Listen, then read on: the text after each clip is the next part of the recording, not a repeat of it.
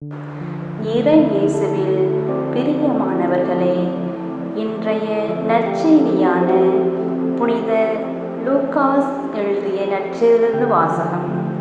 அதிகாரம் 9. இறை வார்த்தைகள் 43 45 முடிய உள்ள இறை வார்த்தையை தியானிக்க உங்களை அன்புடன் வரவேற்கின்றேன்.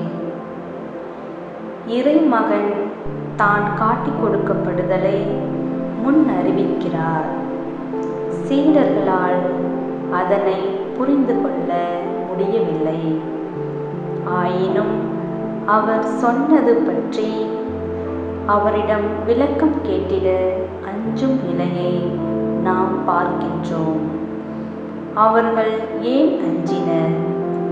ஒருவேளை அவர்கள் நமது அறியாமையை இயேசு முன் வெளிக்காட்டிட விரும்பாமலும் அவரது முன்மொழிதலை கண்டு குழப்பமாயும் இருந்திருக்கலாம்.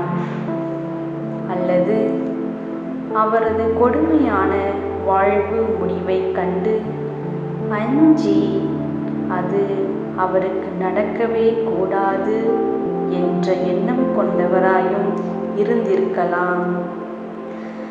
நாமும் நம்மை பல வேளைகளில் இறை மகனது சீடர்களோடு இனம் கண்டிட இயலும். இறை மகன் கூறுவதை நாம் புரிந்து கொள்ளாது உள்ளோம்.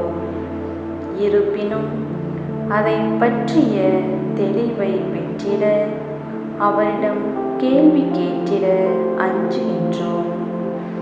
வினா தொடுத்திட அஞ்சிடவே வேண்டாம்.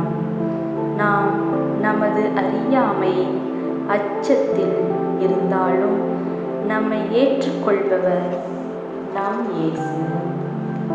அவரது பதில்கள் நமக்கு பிடித்தவைகளாக இல்லாவிடினும் அவர் மட்டுமே நமக்கு ஒரே தீர்வு.